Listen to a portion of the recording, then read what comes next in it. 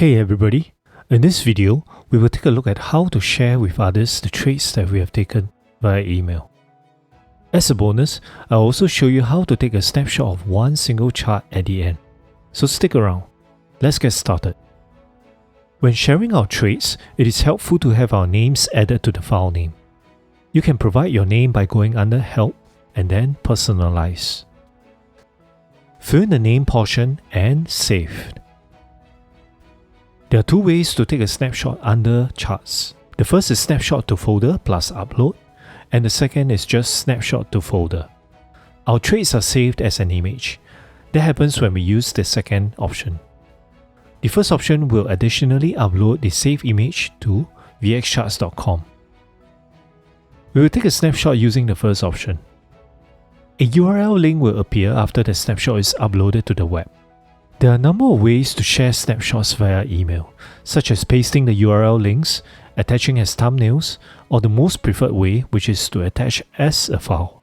To attach files, look for the file attachment icon. In my case here, it is a paperclip icon for Gmail. Click on it and under Quick Access, select Snapshot. This will show the list of snapshots you have taken so far. Go ahead and select the ones you want to share. Then open. We can fill in the subject and type our message while the selected snapshots are uploading. Once everything is finished, click on Send and we are done.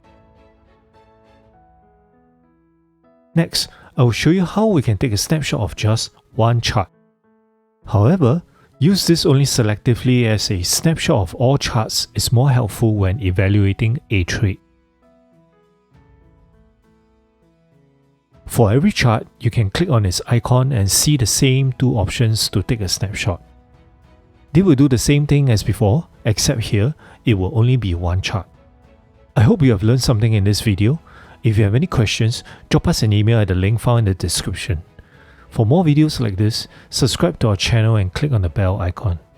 Thank you for watching.